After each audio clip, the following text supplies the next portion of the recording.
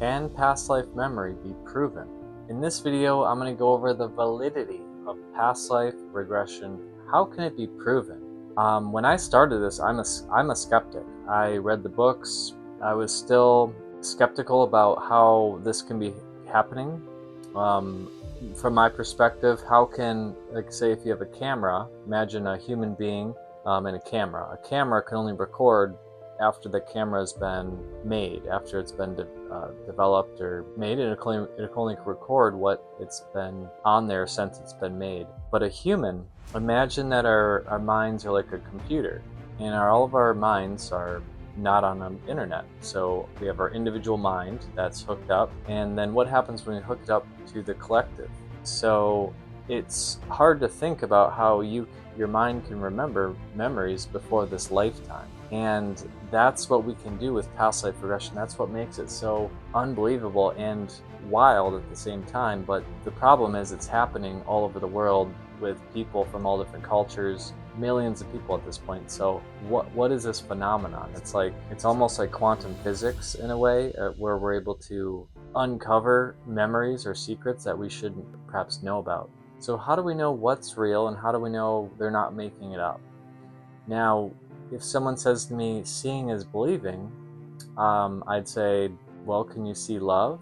Can you see gravity? Can you see emotion? And they'd say, no. Can you see Wi-Fi, sound, radio frequency? So there's all these energies in our world, in our realm, that we're unaware of because our senses cannot detect them. And even in a scientific lab, the lab can only detect what the scientific equipment can be perceived, the technology at the time can be perceived as.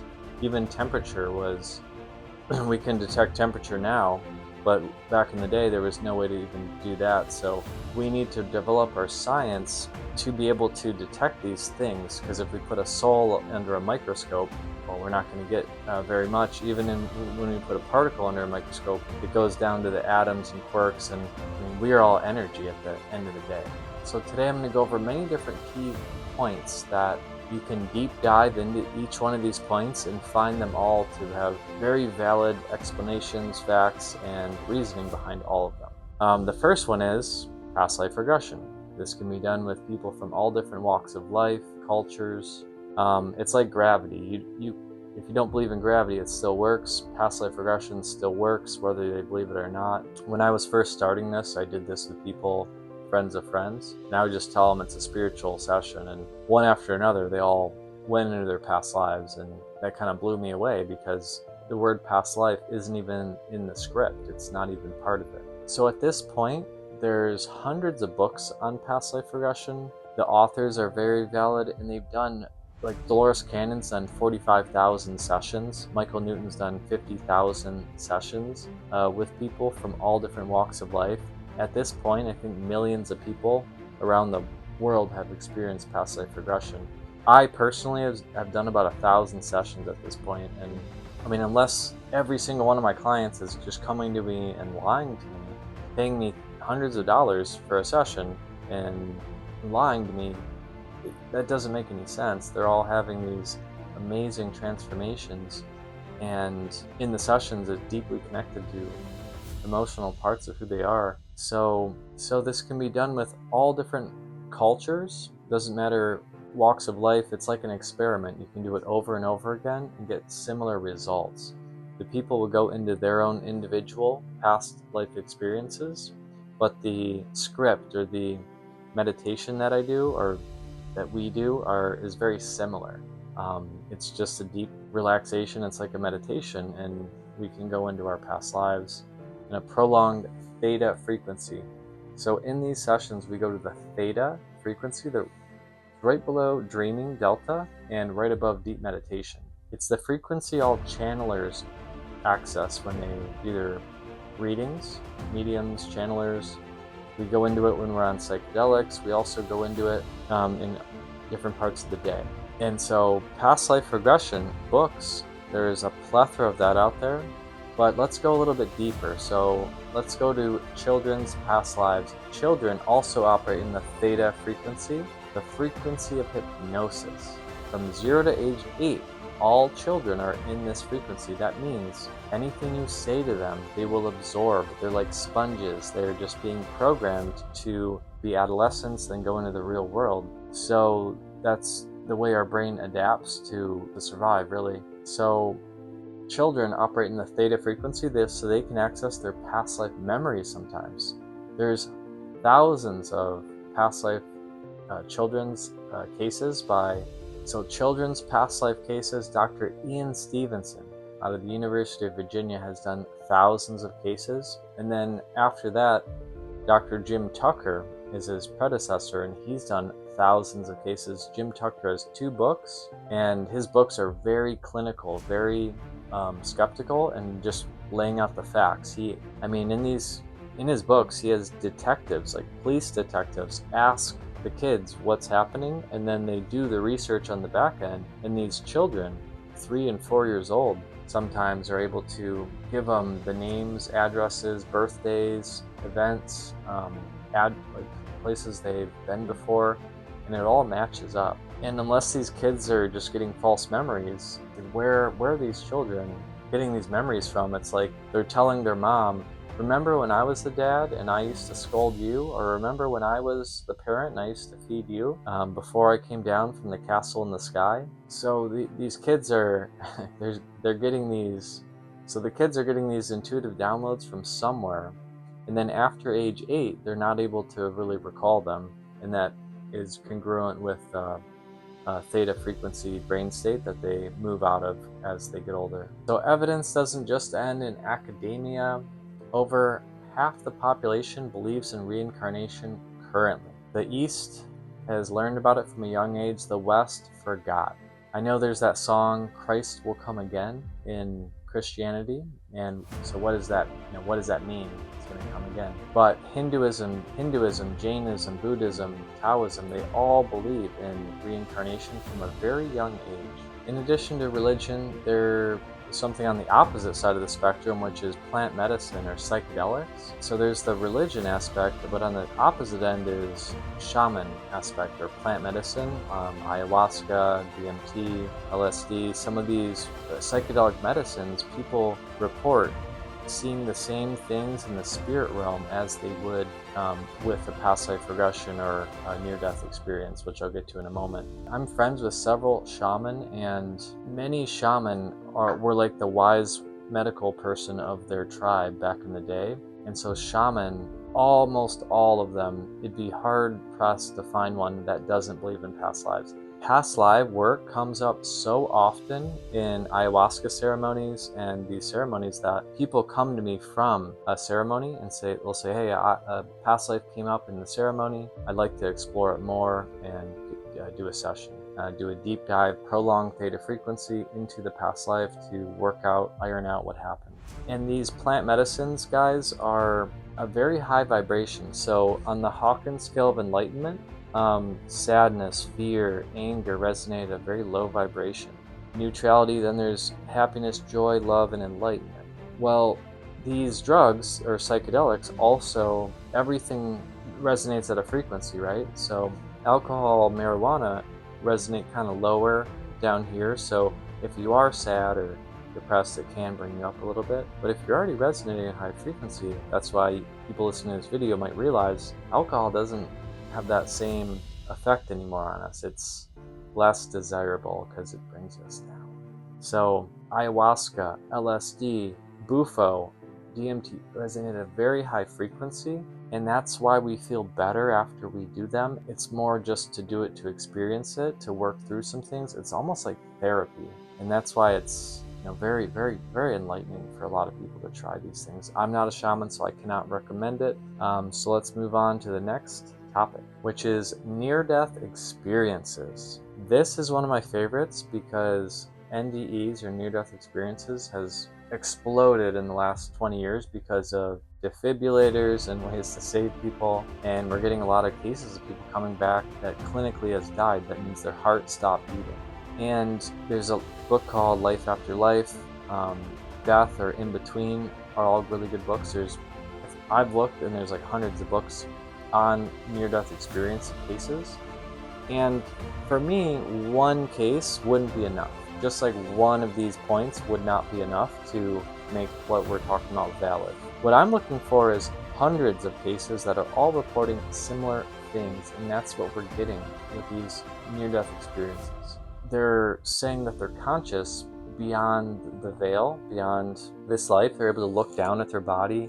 Some of them are able to report what the nurses and doctors were talking about in the surgery while they were dead, what they're wearing, their mannerisms. How are they able to report back to the family what was that while they were gone? So in these near-death experiences, they talk about what happens in between, and many of the reports are very similar to what we understand happens after we die with hypnotherapy. Spiritual books and gurus, so Gandhi, Alan Watts, Yoganandi. So Autobiography of a Yogi is a good example of someone who came from the East, from India, and he brought yoga or meditation to the West. And in his book, he talks about past lives, there's a whole chapter on it. Alan Watts does.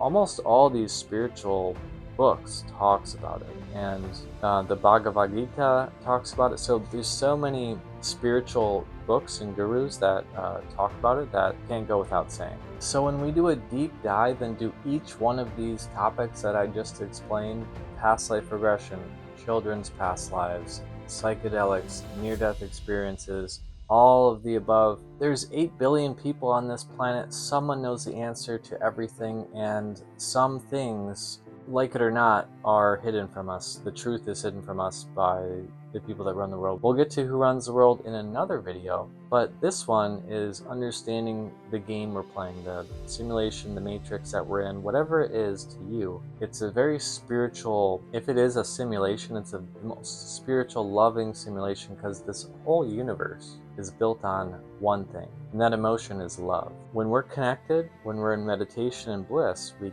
tap into that love feeling. And that's really why this universe works so well, because most things that aren't in scarcity and hate and fear, those are not in love, right? So they're getting brought down. So only love will prevail in the end. So sometimes in hypnotherapy, especially stage hypnosis, there's a spectrum of how hypnotized the people are. And one person might be completely hypnotized that if you give them command to see them as invisible, they won't even see you.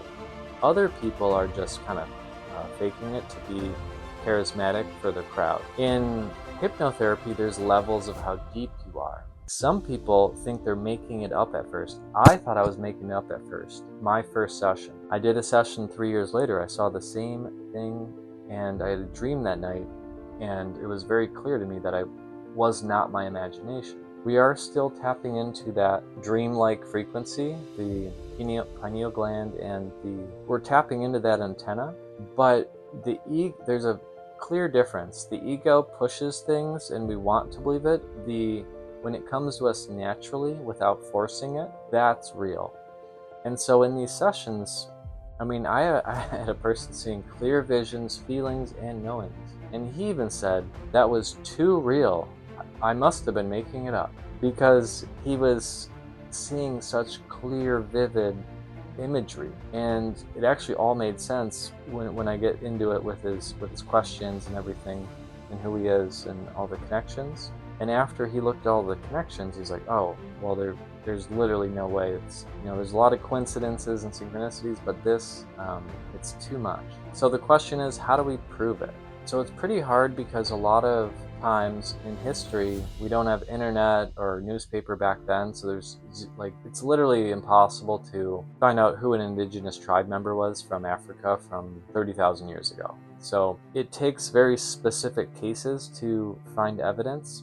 A lot of the children's past life cases do find evidence, because typically a child, when they do that, it's usually the last life they lived, so the most recent one, which has sometimes some evidence of the person. So look up Dr. Jim Tucker with lots of physical evidence of past life cases. So maybe the question isn't whether it's real or not, but whether it transforms lives. And yes, it does every single day. So whether you believe in it or not isn't important. It's good to go into it with an open mind, but it doesn't matter your belief system. What matters the most is, does the client get the transformation that they deserve from the session? That's what's important.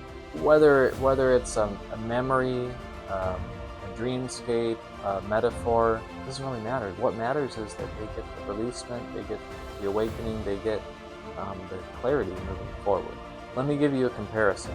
If I were to say to you, prove to me dreams are real, it'd be really hard to do that. Even though everyone dreams, no one talks about it. What do they mean? And just to be completely honest with you guys, after my first year doing this, I stopped doing this for 6 months because I thought, well, what if people are just going into a bank of past lives? For example, imprints. What if the past lives that they're looking at aren't really theirs? And I had to stop doing this work for several months because I didn't know. I want to be moral to who I am and helping people. And what I realized is, yes, we all go back to source eventually. So source, whatever you want to define it as, we are a fragment or fracture of that light that gets into our physical body. We can only bring over a small portion of it. Our body can't handle too much. And on the journey home, we have a long journey of many lifetimes. Our higher self, oversoul, there's a lot of different concepts I don't want to get into in this video, but eventually, yes, we start with source and we go back to source, but on the journey there, we live many experiences. And yes, our soul has our own journey, our own soul's journey that we go on through that, which is many past lives. So I encourage everyone to do their own research. Michael Newton, Dolores Cannon, Brian Weiss, Edgar Casey. There's so many past life authors out there. Jim Tucker. This is just the seed I'm planting. Hopefully everyone can do their own research. And then, you can do your own research, but you can read a book on ice skating, but until you slap those skates on, you're not going to know what you're doing. So if you want to do this yourself after you read the books or before, that's how to really live it. That's how to embody it. So I do these sessions with people from all over the world. If this video resonates with me, give me a like, give me a comment below, let us know where you're from, and follow me on Instagram, and reach out if you're curious about your own session.